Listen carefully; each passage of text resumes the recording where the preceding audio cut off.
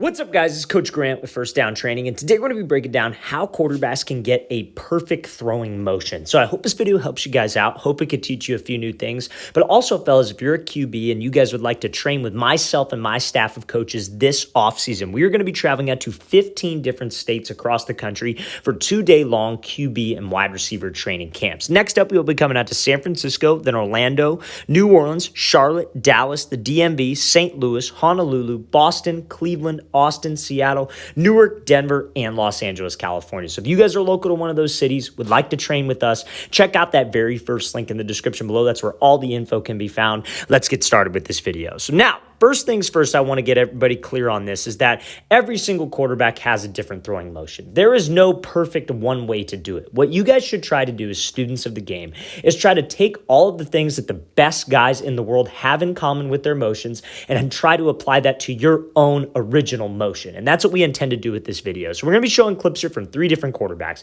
all at 3 different stages of their careers and pulling the things that they have consistent with each other. So this first example is from arguably best quarterback in the game right now, Josh Allen. So the key things that every single quarterback needs to have is, I feel, a good base, hip and shoulder dissociation, and a disciplined front side on their throws. Those are the 3 key things. Now, we're going to break those 3 things down. So when you guys are in the pocket, number one, you want to make sure that you have a good base. Like I said, it starts from the ground up. I feel that you build a quarterback from the ground up. If you can get their base correct, a lot of the other stuff just kind of happens naturally, but they need to have a good base. Now, what does a good base look like? A good base looks like about 60 or 70% of your weight on your back leg. So you want to keep your weight back. That's the terminology that I'm going to use today. Now, the reason why you want to have your weight on your back leg rather than being, 50-50, I like this position that Josh Allen has about 60 or 70, and he's nice and light on the front side, because you can take that weight that you have on your back leg and transfer it to the front leg. Your weight transfer, you shifting that weight from here to here, is what will allow your hips and what will allow your core to rotate throughout the throw.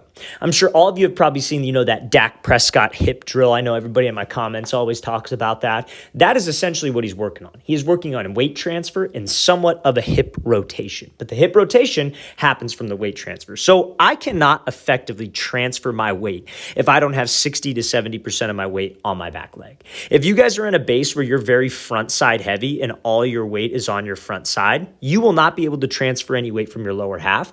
Therefore, your legs will not be involved in the throw. You will not get as much power and not as much consistency on the throw as you need. You need to make sure that you keep your weight back so that weight transfer can allow your hips to rotate through. Now, another reason that you want to keep your weight back is for that second key thing that I said in the very beginning, hip and shoulder dissociation. So that means that you are separating. With dissociation, it's a fancy word for saying separation. You want to separate your upper half from your lower half. As you're transferring your weight through, as your hips are starting to go around, your upper body wants to stay loaded back. So if you have your weight on your back leg and you're in a disciplined base, that allows you to slightly rotate this front shoulder, keep your upper body back, have this dissociation, have those hips going through as the shoulders go back.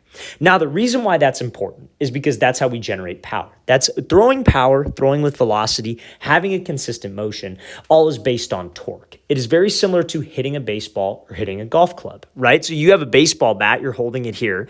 You take a step. As you step with the front foot, you don't bring the baseball bat through. You keep it loaded back, and that hip rotation is what brings the bat through. It is the exact same thing as a quarterback. Quarterbacks, golfers, baseball players, we're all rotational athletes, so we all generate power in a pretty similar way. But physically, I cannot rotate my shoulder back if I do not have my weight back. If I do not, like a lot of quarterbacks, they think they have their weight back. But what they'll do is they'll have a really wide base. So their back foot will be outside of their back shoulder, and like their back knee will be kind of caved inward a little bit. So when you're really wide like that, all your weight's on your front side, or most of your weight, and that does not allow you to rotate with your front shoulder. You could try it right now. If you stand on one foot and you stand on your throwing side foot, try to rotate your shoulders. It's very easy. But when you stand with all your weight on your front foot and then you try to rotate your shoulders back, it is very hard to close this front side. And then I cannot get in that position of hip and shoulder dissociation, shoulder closed, hips going through as the front strides down to generate power. So fellas, that's the whole key. Like I said, it starts from the ground up. If you want a perfect motion, let's focus on your base. And I mean perfect to fit you. Nobody should try to emulate any other quarterback. You shouldn't set out to throw like Josh Allen. You should set out to try to throw with velocity like Josh Allen, be as accurate as Josh Allen, but not I'm going to throw the ball exactly the way Josh Allen does. I'm trying to pull those key things that he has in common with other elite quarterbacks that we're going to show you later in this video that you can add to your game. So again, good base, back foot's under the shoulder so those hips can rotate through and you could transfer weight. Your weight needs to stay back so you could rotate the shoulder and effectively transfer. Now, another thing that I brought up is that you don't want to be too wide with your base, right? So when your back foot is super wide, the problem is that even if you try to transfer your weight, your back foot is going to trail and extend. When your feet are super wide, it's very hard for you to get this hip to rotate when your feet are outside your frame. So then you end up throwing all upper half. Your throwing sequence has to be back foot under the frame. You are transferring weight. Those hips are coming through as the shoulder stays back. So now I talked about the very last part of having perfect mechanics, and that is a disciplined front side. So a disciplined front side is you not leaning with your head and pulling this front elbow down on the throw, essentially falling off the midline. And all of that, you cannot have a disciplined front side if you do not have the lower part down pat. So when you're here throwing, you got your weight back, you're transferring weight to the front foot, you're staying closed, everything is great. If you were to be in a position where this back leg was super wide and all your weight was on your front side, your throwing sequence would be off, like the kinetic sequence. That's what all rotational athletes have. So what would happen is, like, let's say, for example, you had all your weight here, your back leg was trailing behind. Instead of your hip going through before the football, before your shoulder and elbow, what would happen is that your shoulders would be ahead of your hip. Your back leg would be trailing behind, your hips wouldn't be rotating, and that is where the inconsistencies with the front side happen. Like I said, we are rotational athletes, fellas. We are going to rotate one way or the other. You're either going to rotate at your hips or you're going to rotate with your head and with your front elbow, because those are sources of power. It's just an inconsistent source of power. If you're not rotating at your hips, let's say Josh Allen, this is what old school quarterback coaches used to teach. They would say, take your front elbow and swing it down as hard as you can. But when you swing your front elbow down, fellas, you got to think of your body like there is an imaginary line going down the middle of it. They call it the midline. So if your elbow swings down, you fall off the midline. Your release gets pushed high. And that's why quarterbacks will miss high, they'll miss low, because they're coming down on the ball.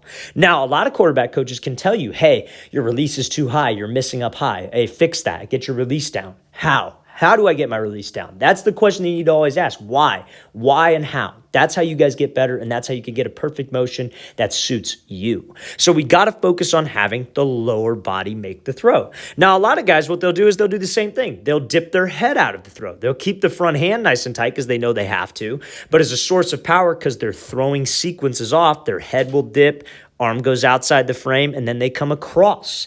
They can't get to a position of extension. And that's what we're going to talk about. We're going to show a clip of Joe Burrow and how he's able to get to extension. So fellas, like I said, it all starts with the base. It's from the ground up. It does not start with the throwing arm. It does not start with your front hand. It starts from your base. So let's do a quick recap, and then we'll get to a throw with Tom Brady here. Back foot needs to be under the frame, 60 to 70% of the weight. Light on the front foot. You are transferring your weight as your front foot gets down and as your hips are going through, your upper body needs to rotate back. You need to close your front shoulder. And the only reason I can close my front shoulder is because I have my weight back with my back leg pre-throw. So when I'm in that position, my hips need to rotate through before my shoulders do, so I can keep a disciplined front side, shoulders stay level, hand stays by my face like I'm eating a sandwich, and my head stays level. So my release point can be in a good spot and I could flick my wrist to be accurate. We do not want to have a release point where my elbow's down here, release is high, or my head is dipping out and my release is wide. Make sure we have that good throwing sequence. Let's play this thing again, full speed one more time. Again, like I said, fellas, it is all about a motion that suits you. How can it best suit me? I never want to set out to throw like anybody else. So let's look at Tom Brady here. Now, again, I'm not going to break it down as detailed as I did with Josh Allen. I'm just going to show you guys the key things that he has in common with Josh Allen. But again, you look at those two guys, they stand next to each other. Josh Allen looks like a pro football player. Tom Brady's tall, but he does not look like a pro football player. But They both can spin the hell out of the ball. So why is that? It's their mechanics, fellas. So let's look at this clip here. So Brady's moving in the pocket. Let's look at the timing of his sequence, right? So this is off of some pocket movement too, right? This isn't just like a setup, hitch up, and throw. This is off of some pocket movement. So normally mechanics will break down in this case. So you see when he lands, where's his back foot? Underneath his frame. Where is most of his weight? On his back foot. Is his back knee caved inward towards his front foot? No, he is sitting down. His weight is on that back leg. So that allows him to rotate those shoulders. So when he rotates his shoulders back, what happens? Front foot is getting down. So now his hips are able to rotate through before the ball. You see the ball's here. The hip is here. Back foot is coming through, and let's watch his front side. You see how he stays nice and level, he stays nice and square, and he's not dipping his front side out to make the release widen. Fellas, and again, this is off a pocket movement. Imagine if he had a perfect pocket scenario, it'd probably look a lot smoother. And you watch Brady film, he hardly takes a front stride because that's how quick his motion is and that's how quick he gets the ball out of his hands. But you guys, it's not rocket science, this stuff. It is easy for you guys to understand. I'm a firm believer. A lot of people love to use the big words and throw out the big terms out there to confuse you and try to sound smart. I'm trying to keep it simple because I feel I've seen it. I've seen 9-year-old kids get this stuff down if they're taught correctly. And if you can teach them or if you can learn the reason why you miss on certain throws, the reason why your body does things, you will correct it. And like I said, it starts from the ground up. Let's play this thing again here from Brady. Again, perfect example of the right mechanic sequence. He throws the ball a lot differently than Josh Allen. They both have very different motions, but the things that they have in common is what you should be trying to add to your game. So let's look at Joe Burrow here. You can't really see his lower half, but you can see his upper half. So I know a lot of people have a lot of questions on this right here, the arm slot. Coach, where should my arm slot be? I've heard a lot of people claim that I should throw sidearm. I've heard a lot of people claim that I should throw 3/4. I've heard a lot of people say that I should throw straight over the top. What should I do? Where should my arm slot be? There are many different arm slots when you play quarterback. Sometimes you're going to have to throw, like in this scenario, around, like this is like a screen pass, right? So he's throwing to like a screen. Chances are there would be a tackle here, and he'd have to throw around a tackle. Chances are, sometimes you're going to have to throw a touch ball. That's probably more over the top. And then sometimes, you're going to have to throw around a guy and throw completely sidearm. The game consistently changes. There are many different arm slots that go with the position. But the one thing that remains consistent, because again, like I said, everybody has a different release point. I can't stand these clowns on Instagram trying to tell everybody to throw at this exact same arm slot as somebody else. Everybody's different. You can't tell what one other guy is. You don't know his body type. You're out there preaching to everybody on Instagram to do something, but you don't know how many different body types are watching you. Probably every single person. You can't try to emulate somebody else. You got to pick and choose the things that these guys all have in common and apply it to your game. So when he throws, watch his front side. Does his front elbow dip out of there? Does his head dip out of there? No. Head stays completely steady. His shoulders and hips stay square. It's because he has a good throwing sequence. You can change up this arm slot whenever you want if you have a disciplined head, disciplined front side, and have the correct lower body sequence. So if you're in a good position with that back leg, like I said, your front stride's getting down, your shoulder is rotating like you see Joe Burrow, look at his front shoulder. You see how he's able to close off his front shoulder.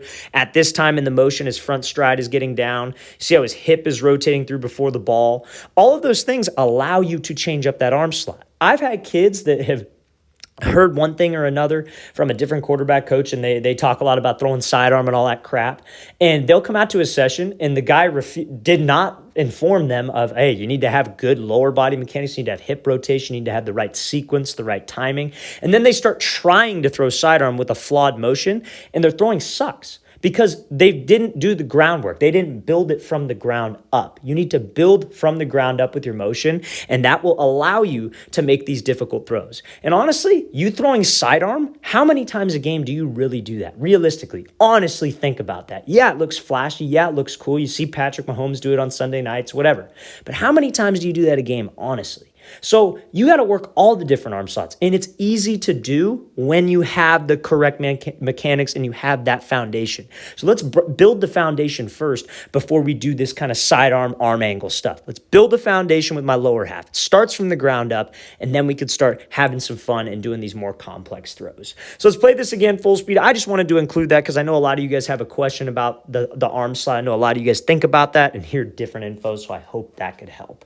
All right, fellas, really want to thank you for watching. Really appreciate it. If you guys have any questions at all, don't hesitate to leave those in the comments section. Always appreciate the feedback. And again, we're coming out to 15 different states this offseason. So if you want to get some work in with us, check out that very first link in the description below. I'll see you guys next time.